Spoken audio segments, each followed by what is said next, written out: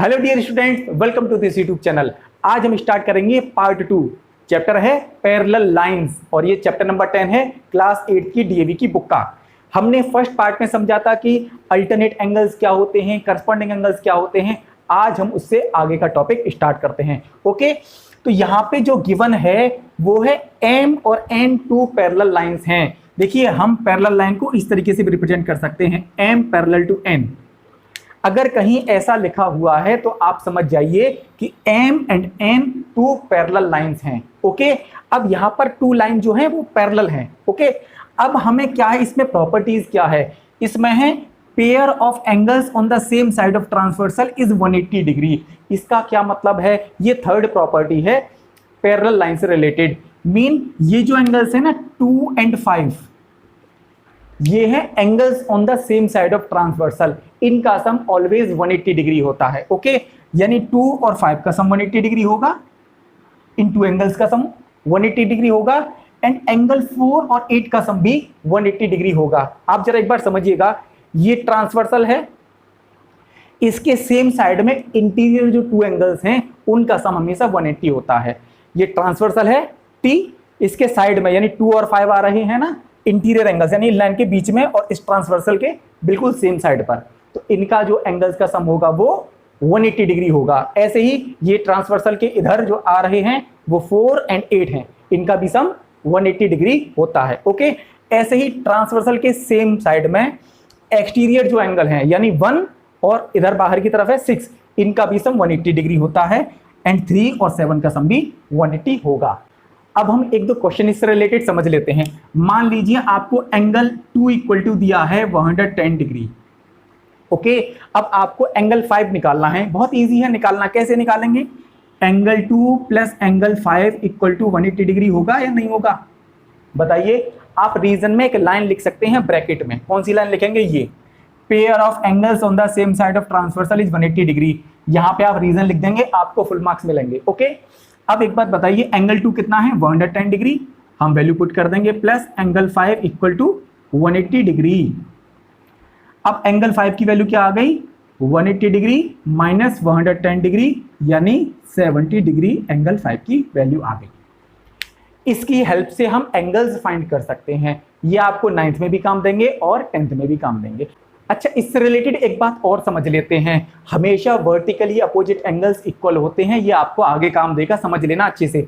यानी 3 और 2 यानी एंगल 3 और एंगल 2 वर्टिकली अपोजिट एंगल्स हैं। देखिए वर्टिकली कब बनते हैं एंगल, जैसे मान लीजिए ये लाइंस हैं तो इनके जस्ट ये अपोजिट वाले एंगल्स को हम वर्टिकली अपोजिट कहते हैं, ये हमेशा इक्वल होते हैं। मान लीजिए एंगल 2 जो है हमारा 110 डिग्री है, तो एंगल 3 भी तो 110 होगा। क्यों होगा, वर्टिकली अपोजिट एंगल है इसीलिए होगा। समझ में आ रहा है ना अच्छे से टॉपिक। ओके, अच्छा एक बात बताओ, जब एंगल 2 110 डिग्री है, एंगल 3 110 हो गया, किस रीजन से, vertically opposite angles. Okay, bracket में लिख देना, क्या लिखोगे, यहां पे मैं लिख देता हूं वर्टिकली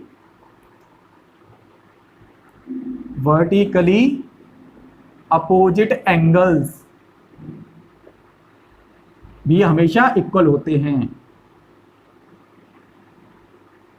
वर्टिकली अपोजिट एंगल्स भी हमेशा इक्वल होते हैं, ये बात भी आपको अच्छे से याद रखनी है। एंगल 1 एंड एंगल 4 भी वर्टिकली अपोजिट एंगल्स हैं, ये भी हमेशा इक्वल होते हैं।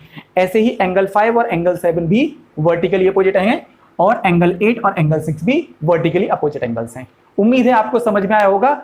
अब हम एक दो क्वेश्चन स्टार्टिंग का ले लेते हैं। ओके, जरा समझते हैं नेक्स्ट क्वेश्चन। तो चलिए अब हम फर्स्ट क्वेश्चन करते हैं जो कि हमारे व्हाइट बोर्ड पर लिखा हुआ है। अब हम देखेंगे कि हम उन प्रॉपर्टीज का यूज करके जो हमने समझी हैं, हम क्वेश्चंस को कैसे सॉल्व करेंगे। तो चलिए स्टार्ट करते हैं। इसमें क्या दिया है पहले ये समझ लेते हैं कि L parallel to M parallel to N दी है, हम बना लेते हैं L parallel to M parallel to N, ये गिवन है फिगर में। आप एक बार बुक को देखेंगे, ये आपको फिगर भी दिखाई देगा। एंड P इज ट्रांसवर्सल, ये P जो है वो ट्रांसवर्सल इसमें दी हुई है। एंगल 1 दिया है 110 डिग्री, ये एंगल 1 है, ये 110 दिया है। हमें एंगल्स फाइंड करने हैं कौन कौन से, X, Y, Z and W, ये एंगल्स की वैल्यू हमें फाइंड करनी है। अच्छा एक बात बताइए, एंगल 1 एंड X ये लीनियर पेयर है कि नहीं, बताता हूं मैं आपको ये लीनियर पेयर क्या होता है। अगर किसी लाइन पर अगर मान लीजिए ये 2 एंगल्स बन रहे हैं, ये एंगल्स यानी ये वाला एंगल्स और ये वाला यानी 1 और 2, इन टू एंगल्स का सम हमेशा 180 डिग्री होता है, इसको कहते हैं लीनियर पेयर। यानी लाइन पर जो पेयर बन रहे हों उनका सम 180 होता है, यानी लीनियर पेयर का सम कितना होता है 180 डिग्री। तो हम क्या लिखेंगे, angle 1 plus x equal to 180 degree, bracket में क्या लिखोगे आप, लीनियर पेयर। बात समझ में आई ना। कभी भी स्ट्रेट लाइन पर टू एंगल्स बन रहे हों तो उनका सम 180 होता है। ओके, अब क्या हो गया, एंगल 1 की वैल्यू कितनी दी है 110 plus x equal to 180 degree. तो x की वैल्यू क्या आ गई, ये इधर प्लस का है उधर जाके माइनस का हो जाएगा, तो कितना हो जाएगा 110, इधर माइनस का आ गया। x की वैल्यू क्या आ गई, 180 से 110 को सब्ट्रैक्ट करेंगे 70 डिग्री, x की वैल्यू आ गई। इजी है ना, समझ में आया ना, हमारी x की वैल्यू आ गई। आप चाहें तो इसको नोट कर लें, आगे का समझते हैं। अच्छा एक बात बताइए, L और N भी तो पैरेलल है ना, ये जो 3 लाइंस दी है ना वो आपस में तीनों पैरेलल हैं, यानी x और z फिगर में देखा था ना आपने, जिनकी डायरेक्शन सेम होती है, यानी जिनका वर्टेक्स जो है ये जो है सेम होता है, वो कौन से एंगल्स होते हैं, करस्पॉन्डिंग एंगल्स। और हमेशा अगर लाइन पैरेलल हो तो करस्पॉन्डिंग एंगल्स इक्वल होते हैं, मतलब x और z दोनों इक्वल होंगे। अच्छा एक बात बताइए, अगर मैं अपने मन से यहां पर एंगल 2 बना लूं, एंगल 2 की वैल्यू क्या आएगी, इजी है ना भाई, जितनी x की वैल्यू है उतनी एंगल 2 की आएगी, क्योंकि एंगल 2 भी तो करस्पॉन्डिंग एंगल्स हो गया ना, क्योंकि ये इनकी देखो इसकी शेप एंगल 2 की और एंगल x की शेप दोनों की एक जैसी है, यानी डायरेक्शन भी एक जैसी है, यानी ये भी ऐसे बन रहा है और ये भी ऐसे बन रहा है, तो एंगल x और एंगल 2 दोनों इक्वल एंगल होंगे, मतलब वो भी ये भी 70 डिग्री होगा। लेकिन यहाँ पे ऐसा कुछ दिया नहीं है, मैं तो केवल आपको समझाने के लिए बता रहा। z की वैल्यू क्या आएगी 70 डिग्री, चलो लिख लेते हैं। यहाँ पे आप लिखोगे x equal to Z, bracket में क्या लिखोगे, करस्पॉन्डिंग एंगल्स।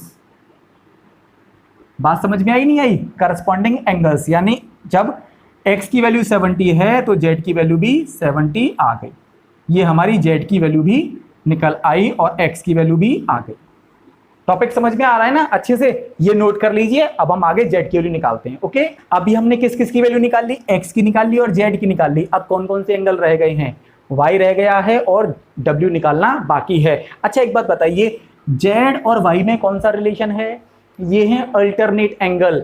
जब डायरेक्शन अपोजिट हो ना लाइन के, देखो इधर ये एंगल है, इसकी डायरेक्शन इसकी तरफ है, यानी ये जो एंगल बन रहा है वो ऐसे बन रहा है और ये वाला एंगल बन रहा है ऐसे।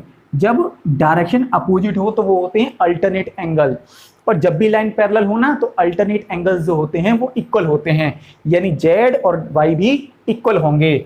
आप क्या लिखोगे, z इक्वल टू वाई और ब्रैकेट में क्या लिखोगे, alternate angles, alternate angles. Clear है, समझ में आ रहा है ना। अल्टरनेट एंगल्स कौन से होते हैं, जिनकी डायरेक्शन अल्टरनेट होती है, यानी ये इधर की तरफ बना हुआ है z और y बना हुआ है इधर की तरफ। ठीक है, इसका मुंह भाई y का जो वर्टेक्स है वो देखो, ये लाइन जो ऐसे आ रही नहीं आ रही है y को बनाते हुए, तो इस इधर की तरफ मारेंगे और z को उधर की तरफ। ठीक है, तो ये भी इक्वल होते हैं, तो y की वैल्यू कितनी आ गई, ये भी आ गई हमारी 70 डिग्री। समझ में आ रहा नहीं आ रहा है। अब कौन सा रह गया, रह गया w।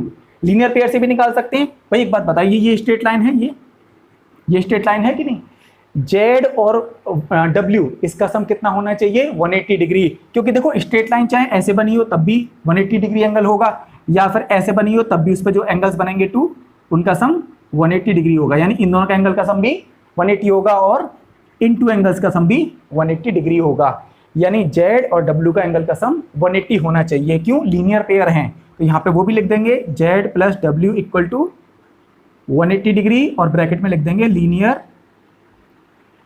पेयर।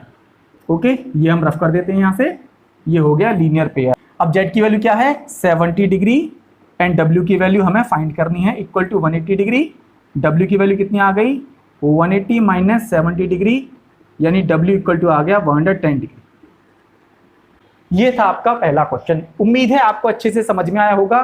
कितना समझ में आया प्लीज कमेंट बॉक्स में जरूर बताएं और चैनल को प्लीज सब्सक्राइब कर दें, ये आपसे रिक्वेस्ट है। Thank you so much. आगे की वीडियोस में हम और सारे क्वेश्चंस हम देखने वाले हैं। Okay, thank you so much.